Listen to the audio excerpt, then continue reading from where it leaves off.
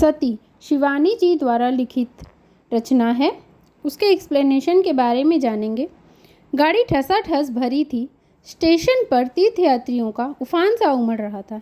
एक तो माघ की पुण्यतिथि में अर्धकुंभ का मेला, उस पर प्रयाग स्टेशन। मैंने रिजर्वेशन स्लिप में अपना नाम ढूंढा। बड़ी तसल्ली से अन्य 3 नामों की सूची देखी। तीनों महिलाएं ही थी। पुरुष सहयात्रियों के नासिका गर्जन से तो छुट्टी मिली। सहयात्री अर्थात साथ चलने वाले यात्री, नासिका गर्जन अर्थात खर्राटे लेना। क्योंकि पुरुष सहयात्री खर्राटे लेते हैं तो उसकी वजह से महिलाओं को बहुत असुविधा होती है, इसीलिए यह कथन कहा गया है। 2 महिलाएं आ चुकी थी। एक, जैसा कि मैंने नाम से ही अनुमान लगा लिया था, महाराष्ट्री थी और दूसरी पंजाबी। तीसरी मैं थी, चौथी अभी आई नहीं थी। मैं एक ही दिन के लिए बाहर जा रही थी, इसी से एक छोटा बटुआ ही साथ में था। आसपास बिखरे दोनों महिलाओं के भारी भरकम सूटकेस, स्टील के बॉक्स, मेरू पर्वत से ऊंचे ठसे कसे होल डाल का अर्थ होता है बहुत ज़्यादा ठूस ठूस कर भरे हुए सूटकेस या सामान। देखकर मैंने अपने को बहुत हल्का फुल्का अनुभव किया। वैसे भी मैं सोचती हूँ बक्स होल डालहीन यात्रा में जो सुख है वह अन्य किसी में नहीं। होल डालहीन अर्थात बहुत ज़्यादा ठूस ठूस कर जो बक्स भरे जाते हैं उन्हें होल डाल कहते हैं, और होल डालहीन का मतलब हुआ जिससे कम सामान लेकर बक्से में चलना। उससे यात्रा में सहजता होती है क्योंकि सामान उठाने की परेशानी कम होती है। चटपट चढ़े खटपट उतर गए। न कुलियों की हथेली पर धरे द्रव्य को अवज्ञापूर्ण दृष्टि से देखकर ये क्या दे रही है साहेब कहने का भय, न सहयात्रियों के उपालभ की चिंता। द्रव्य का अर्थात है पैसे। अवज्ञापूर्ण अर्थात अगर कुलियों को कुछ पैसे कम दिए जाएं तो वो बड़ी ही हीन दृष्टि से देखते हैं, और अगर वो इस तरह के वाक्य कहते हैं कि ये क्या दे रहे हैं साहब, तो हमारे जो सहयात्री हैं उनको ताना मारने का मौका मिल जाता है। उपालभ का अर्थात हुआ ताना मारना। तो न ही कुलियों को इस तरह की कुछ भी कहने का मौका मिलेगा। इसलिए सामान जितना कम हो यात्रा में उतना ही अच्छा होता है। मेरे साथ की महाराष्ट्री महिला ने अपने बृहदाकार स्टील के बॉक्स एक के ऊपर एक चुनकर पिरामिड से सजा दिए थे। लगता था वे प्रत्येक वस्तु के लिए स्थान और प्रत्येक स्थान के लिए वस्तु की उपादेयता में विश्वास रखती हैं। उपादेयता अर्थात उपयोगिता। कब उन्हें किस चीज़ की ज़रूरत पड़े वो इस हिसाब से सामान भर भर कर अपने बॉक्स में लाई थी। वे स्वयं बड़ी शालीनता से लेटकर एक सीध में 2 तकिए लगाए एक मराठी पत्रिका पढ़ने में तल्लीन थी। तल्लीन का अर्थ हुआ पूरी तरह से उसके अंदर ही डूब जाना। दूसरी पंजाबी महिला के पास एक सूटकेस, टोकरी और बिस्तरा ही था, पर तीनों बेतरतीबी से बिखरे पड़े थे। बेतरतीबी अर्थात इधर उधर बिखरे पड़े थे। उनका एक सुराही दान, जिसकी एक टांग अधिकांश सुराही दानों की भांति कुछ छोटी थी, बार बार लुढ़क कर उनको परेशान किए जा रहा था। वो बेचारी चश्मा उतार कर रखती, हाथ की जासूसी अंग्रेजी पुस्तक जिन्हें पढ़ने में उन्हें पर्याप्त रस आ रहा था औंधी कर बर्थ पर टिकाती, झुंझला कर सुराही दान ठिकाने से लगाती। जैसे ही हाथ की पुस्तक में रस की डुबकी लगाती, सुराही दान फिर लुढ़क जाता। मुझे उनकी उलझन देखकर बड़ी हंसी आ रही थी। वैसे मैं उनकी परेशानी काफ़ी हद तक दूर कर सकती थी, क्योंकि सुराही दान मेरे पास ही धरा था। मैं उसकी लंगड़ी टांग को अपनी बर्थ से टिकाकर लुढ़कने से रोक सकती थी, पर सुराही की ऐसी बेतुकी काठ की सवारी में साथ लेकर चलने वालों से मुझे कभी सहानुभूति नहीं होती। पंजाबी महिला संभवतः किसी मीटिंग में भाग लेने जा रही थी, क्योंकि उसके साथ एक मोटी सी फाइल भी चल रही थी, जिसे खोल वो बीच बीच में हिल हिल कर कुछ आंकड़ों को पहाड़ों की भांति रटने लगती थी, फिर बंद कर उपन्यास पढ़ने लगती। उनकी सलवार, कमीज, दुपट्टा, यहाँ तक कि रुमाल भी खद्दड़ का था। शायद उसी के संघर्ष में उनकी लाल नाक का सिरा और भी अबीरी लग रहा था। उनके चेहरे पर रोब था, किंतु लावण्य नहीं था। लावण्य का अर्थात होता है सुंदरता। रंग गोरा था, किंतु खाल में हाथ की बुनी खादी का सा ही खुरदरापन था। खाल अर्थात उनके स्किन में इतना खुरदरापन था, ऐसे लग रहा था जैसे वो खादी का सा बना हो। ठुड्डी पर एक बड़े से तिल पर 2-3 लंबे बाल लटक रहे थे, जिन्हें वे उंगली में लपेटकर छल्ले सा घुमा रही थी। या वे पौढ़ा कुमारी थी।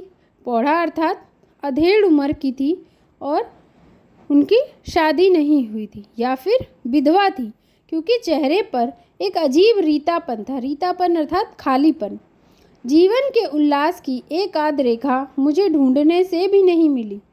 जासूसी पुस्तक को थामने वाले उनके हाथों की बनावट मर्दानी और पकड़ मजबूत थी। मर्दानी अर्थात पुरुषों की भांति। ये वे हाथ नहीं हो सकते, मैं मन में सोच रही थी, जो बच्चों को मीठी लोरी की थपकनें देकर सुलाते हैं, पति की कमीज़ में बटन टांगते हैं या फिर चिमटा संसी पकड़ते हैं। ये वे हाथ नहीं थे। उनकी हस्तरेखाओं को उनकी कर्म रेखाएं धूल कालिक की दरारों से मलिन कर देती। मेरा अनुमान ठीक था। स्वयं ही उन्होंने अपना परिचय दे दिया। वे पंजाब के विस्थापित अर्थात दूसरे स्थान में लाकर बसाया जाना स्त्रियों के लिए बनाए गए एक आश्रम की संचालिका थी। संचालिका अर्थात जो संचालन करते हैं। हाल ही में विदेश से लौटी थी और लखनऊ की किसी समाज कल्याण गोष्ठी में भाग लेने जा रही थी। गोष्ठी का अर्थ होता है कोई सभा या बैठक। समाज सेविकाओं में उनका नाम अग्रणी था अर्थात आगे था। महाराष्ट्रीय महिला के परिचय का कोई प्रश्न ही नहीं उठता था। वह स्वल्प भाषिणी अर्थात कम बोलने वाली सुंदर पौढ़ा ने हम में से किसी को भी मैत्री का हाथ बढ़ाकर प्रोत्साहित नहीं किया। प्रोत्साहित करना अर्थात हौसला बढ़ाना, आगे हाथ बढ़ाना। हाथ की मराठी पत्रिका को पढ़ती वे कभी स्वयं ही मुस्कुराती जा रही थी, कभी गहरी उदासी से गर्दन मोड़ ले रही थी। स्पष्ट ही था किसी कुशल मराठी कथा लेखक की सिद्ध कलम का जादू उन्हें कठपुतली सा नचा रहा था। वे हमारे डिब्बे में होकर भी नहीं थी। उनके गोरी रंग पर उनकी लाल शोलापुरी साड़ी लपटें सी मार रही थी। गोल परिपाटी से बांधा गया जूड़ा एड़ी चुंबी केश राशि के मूलधन का परिचय दे रहा था। इसका अर्थ ये है कि उनके बाल बहुत ही लंबे थे, इसीलिए उन्हें गोल बांधा गया था ताकि वो परेशानी में साथ ना दे। कानों में 7 मोतियों के वर्तालुकार कर्णफुल थे अर्थात गोल कान के पहने हुए थे उन्होंने, और गले में था दूढ़ी लड़का मंगलसूत्र, जिसे वे अभ्यासवश बार बार दांतों में दबा ले रही थी। उनके सामान पर संभवतः उनके पति का नाम का लेबल लगा था, मेजर जनरल वनोलकर, और वे वास्तव में थी भी मेजर जनरल की पत्नी होने के योग्य।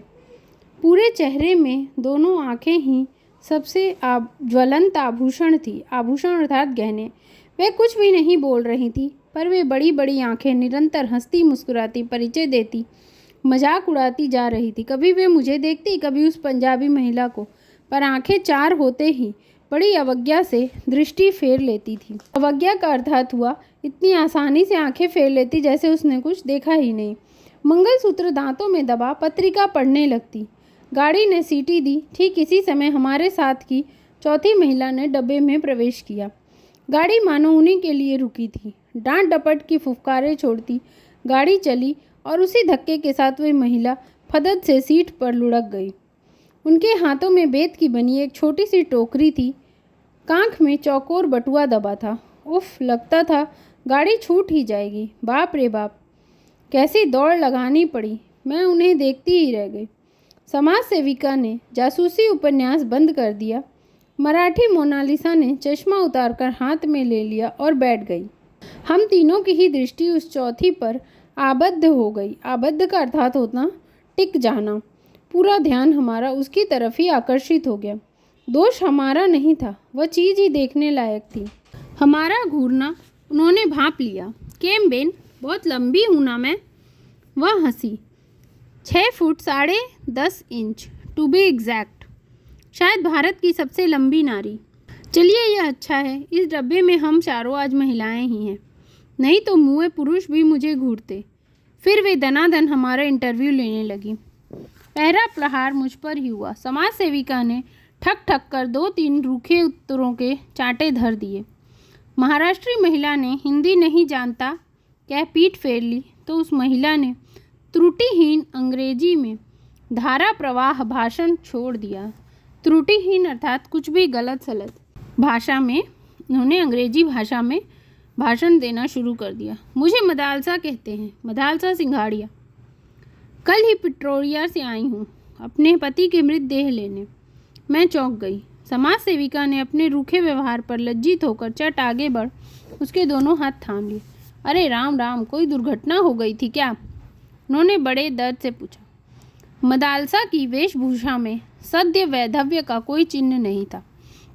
वेशभूषा का अर्थात होता है उनका पहनावा, वैधव्य का अर्थ हुआ विधवा जैसा उनका पहनावा बिल्कुल भी नहीं था। वे लंबी होने पर भी पठानिन सी ठसे कसे गले शरीर की लावण्यमयी गत यौवना थी। लावण्यमयी अर्थात बहुत ही सुंदर, और गत यौवना का अर्थ होता है यौवन जिनका ढल गया हो बट फिर भी वो बहुत ही सुंदर लग रही हो। उनके बाल किसी नामी सैलून में कटे संवरे लग रहे थे। उनकी धानी रेशमी साड़ी को हाफ पैंट की भांति ऊपर चढ़ा दोनों पैरों की पालथी मार आराम से जम गई।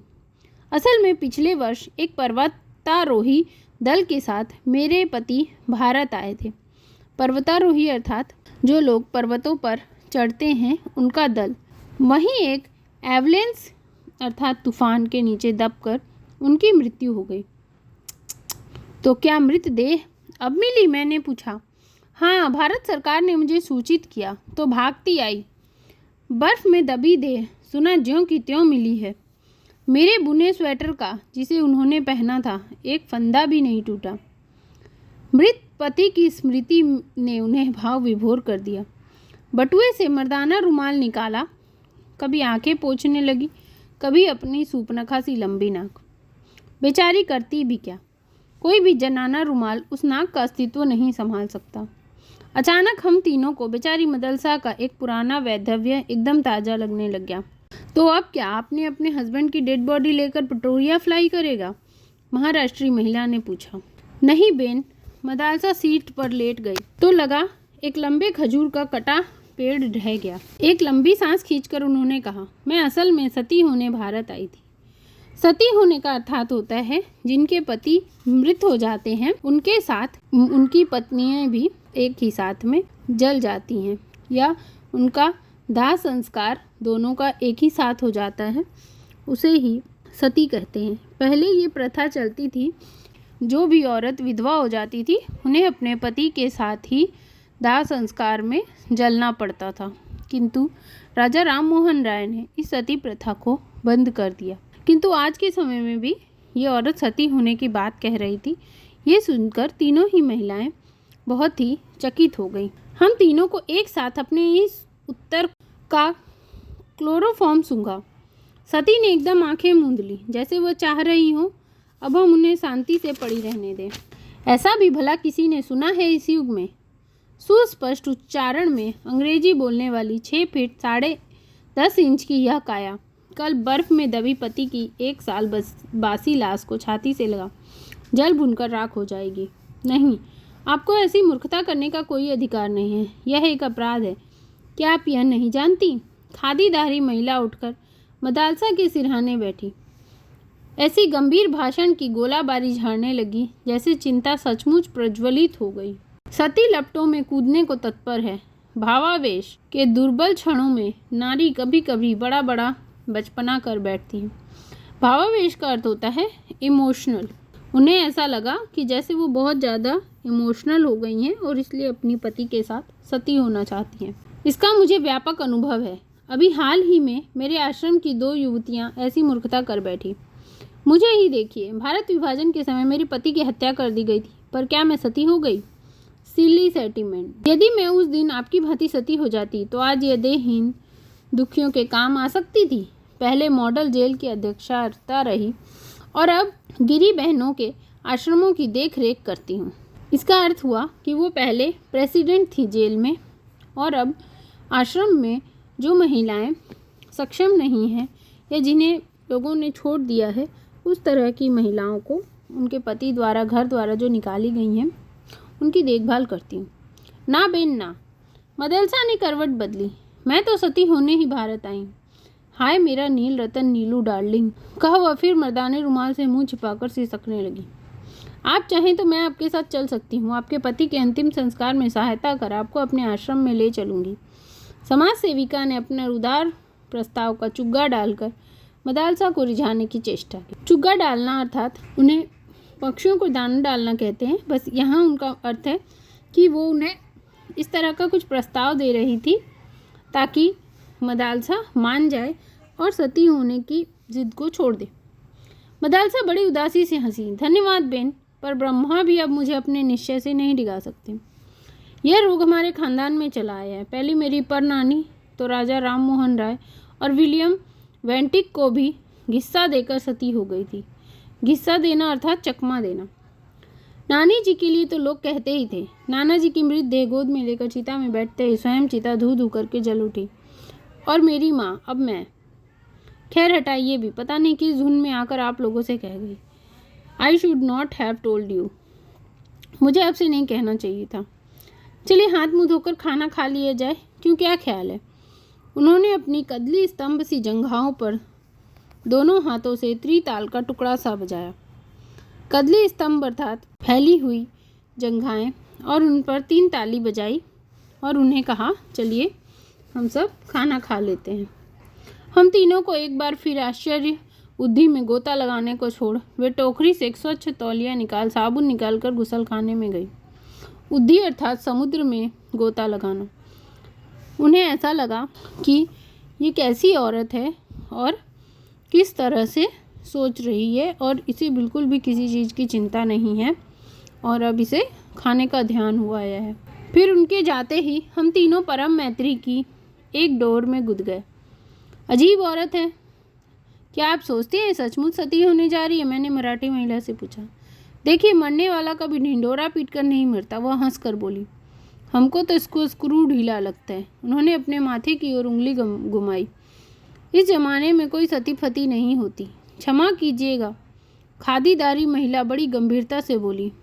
खादीधारी महिला अर्थात जो खादी के कपड़े पहनी थी, पंजाबी महिला, उसके बारे में चर्चा की गई है। मुझे औरतों का अनुभव आप दोनों से अधिक है। मैं ऐसी भावुक प्रकृति की भोली औरतों को चेहरा देखते ही पहचान लेती हूँ। आंखें नहीं देखी आपने? कितने निष्पाप, पवित्र और उदार हैं। मुझे पक्का विश्वास है पति की मृत देह देखकर ही वह मूर्खता कर बैठेगी जिसका यह खुलेआम ऐलान कर रही है। लगता है मुझे अपना प्रोग्राम कैंसिल कर इसके साथ जा पुलिस को खबर देनी होगी, तभी इसे बचाया जा सकता है। इतने में ही मदालसा हाथ मुंह धोकर ताज़ा चेहरा लिए आ गई। मेलगाड़ी वन ग्राम, नदी, नाले, पुल कूदती फांदती सराटे से भागी जा रही थी। मदालसा ने अपनी टोकरी खोलकर नाश्ता दान निकाल लिया। जैसे खरबूजे को देखकर खरबूजा रंग बदलता है, ऐसे ही एक यात्री को खाते देख दूसरे सहयात्रियों को भी भूख लग गई। क्षण भर में सती प्रथा पर चल रही बहस कपूर के धुएं की भांति उड़ गई और चटाचट नाश्तेदान खुल गए। आइए न एक साथ बैठकर खाया जाए, मदालसा ने कहा। बड़े यत्न से स्वच्छ नैपकिन बिछा छोटे छोटे स्टील के कटोरदान सजाने लगी। धन्यवाद, मैंने कहा, पर हमारे साथ भी तो खाना है, इसे कौन खाएगा? वाह जी वाह, हम उसे खाएंगे। ईश्वर ने यह 6 फीट 10.5 इंच दुर्ग आखिर बनाया किस लिए है? उसकी भुवन मोहिनी हंसी ने हमें पराजित कर दिया। भुवन मोहिनी हंसी अर्थात सबको मोह लेने वाली हंसी। वैसे भी हम तीनों ने एक दूसरे को काक दृष्टि से सती के घृत पकवान को आंखें ही आंखों में घूरते चखते पकड़ भी लिया था। मदालसा के पास जो पकवान थे वो बहुत ही ज़्यादा स्वादिष्ट दिख रहे थे, इसीलिए उन तीनों का उन पकवानों को देखकर मन चल गया। सुनहरी मोयनदान कचौड़ियाँ थीं, मसालों की गहरी परत में डूबी सब्जियां थी, रायता था, चटनी थी, ठास ठास कर बांधे गए मेवा जड़े, बूंदी के लड्डू, यह तो सफ़र का खाना नहीं, अच्छा खासा विवाह भोज है। समाज सेविका की आंखों से लार टपक रही थी। बड़ी हैवी खाना लेकर चलती हैं आप, उन्होंने कहा और कचौड़ियों पर टूट पड़ी। हम तीनों के पास भारतीय रेल यात्रियों के साथ युग युगांतर तक चली आ रही वही पूरी तरकारी और आम के अचार की फांके थी। अपना खाना खाया ही किसने। मदालसा के स्वादिष्ट भोजन को चटकारे ले लेकर हम तीनों ने साफ कर दिया। उधर वे अकेली ही हम तीनों के नाश्तेदान को जीभ से चाट गई थी। विधाता ने सचमुच ही उसके शरीर के दुर्ग में असीम गोला बारूद भरने के लिए अनेक कोष्ठ प्रकोष्ठों की रचना की थी। यहाँ कहने का यह तात्पर्य है कि उन तीनों का भोजन वह अकेले ही चट कर गई। महातृप्ति के कई तार और मंद्र सप्तक की डकार लेकर हाथ मुँह धो मदालसा ने टोकरी में से एक मस्जिद के गुंबद का आकार का पानदान निकाला। महातृप्ति के कई तार और मंद्र सप्तक का अर्थ है कि एक साथ धीमी धीमी डकारें लेते रहना, और महातृप्ति का अर्थ हुआ खाने के बाद जब पेट भर जाता है तो जिस तरह की डकारें आती हैं उस तरह की डकारें मदालसा ने भी ली और फिर एक पानदान निकाला। यह मेरे नीलू ने मुझे बगदाद से लाकर भेंट किया था। उसे पान बेहद पसंद थे। इसमें से एक ढीली मगई पान और यह पानदान लेकर ही कल चिता में उतरूंगी। एक शाही दाना अदा से हम तीनों को घायल कर उन्होंने केवड़ा इलायची और मैनपुरी सुपारी से ठसा बीड़ा थमाया। सती प्रथा पर फिर जोरदार बहस छिड़ गई। हाय मेरे अंतिम सफ़र की प्यारी साथिनों, तुम अब हमें रोक नहीं सकती। मदालसा लेट गई, बड़ी सधी आवाज़ में गाने लगी। न जाण्यू जानकी नाथे सांवरे सू थवाने छू। समझी इसका अर्थ? उन्होंने हंसकर पूछा। जानकी नाथ भी यह नहीं जान सके कि सुबह क्या होगा। अब मुझे लगता है उस गुजराती पद की व्याख्या उन्होंने संभवतः हमारे ही हित में की थी। चलो जी, अब सो जाओ सब। आज इस पृथ्वी पर मेरी यह अंतिम निद्रा है बहन। बहस व्यर्थ है। चलो गुड नाइट। बहुत प्यारे प्यारे सपने दिखे तुम तीनों को। सचमुच ही उनकी शुभकामनाओं ने जादू का असर किया। ऐसी नींद तो पहले कभी आई ही नहीं थी, और सपने कभी लगता जगमगाते आभूषणों के ढेर में गोते खा रही हूँ। गोते खाना अर्थात डुबकी लगाना। हीरे के हारों से गर्दन टूटी जा रही है, बाजूबंद अंगूठियों के भार से हड्डियाँ खिसकी जा रही हैं, और साड़ियाँ, क्या क्या रंग, कैसा चिकना रेशम। साड़ियों के विशाल उदधि अर्थात समुद्र में रंगीन कीमती साड़ियों की तरंगे रह रह कर उठ रही हैं। इससे प्यारे सपने और क्या दिख सकते हैं। पर सपनों का अंत भी समुद्र के ज्वार भाटे की ही तरह हुआ। वास्तविकता की अंतिम तरंग ने पटाख से अर्थात धड़ाम से हम तीनों को धोबी पछाड़ दी। आंखें खोली तो सती गायब थी। हाय मेरे स्टील का बॉक्स। मिसेज वर्नोलकर बर्थ से उतरते ही लड़खड़ा गई। उसमें तो मेरे विवाह का जड़ाऊ सेट था। लगता है वह सती की बच्ची हमें कुछ विष खिला गई।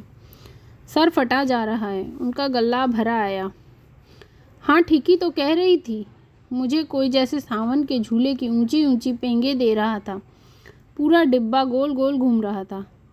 पंखे के चारों ओर बल्ब, बल्ब के चारों ओर छत, और छत के इर्द गिर्द कई रेशमी साड़ियाँ भारी भारी आभूषण पहने में लट्टू सी घूम रही थी। कभी जी में आ रहा था जोर से हंसूं, कभी दहाड़े मारकर रोने को तड़प रही थी।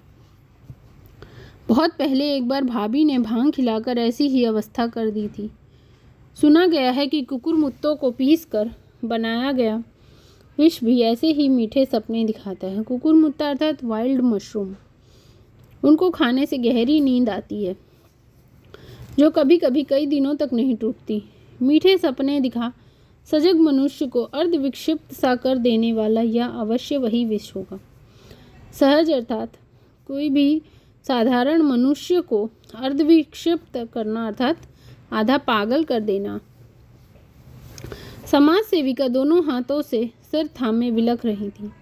हाय मैं तो लुट गई। मेरे सूटकेस में आश्रम का 10,000 रुपया था, और मैं सहसा गोल गोल घूमते रेल के डिब्बे में गोल घूमते मेरे दिमाग को सूचित किया, तुम्हारा बटुआ ले गई है बटुआ। और ले भी क्या जाती, सामान तो कुछ था नहीं, ₹55 और एक फर्स्ट क्लास का वापसी टिकट। सती की चिता में मैं यही सामान्य सी घृताहुति दे पाई। घृताहुति का अर्थ होता है घी डालकर स्वाहा करना। चेन खींचकर गाड़ी रोकी गई। सचमुच ही समाज सेविका को पुलिस की खबर देनी पड़ी, पर सती को बचाने नहीं, पकड़वाने के लिए। वह मिल जाती तो शायद हम तीनों उसकी चिता चुनकर उसे झोंक देती, पर कहना व्यर्थ है। आज तक पुलिस उस सती मैया के फूल नहीं चुन पाई, अर्थात उन्हें नहीं पकड़ पाई, और सती उन सब का पूरा सामान लेकर वहाँ से गायब हो गई।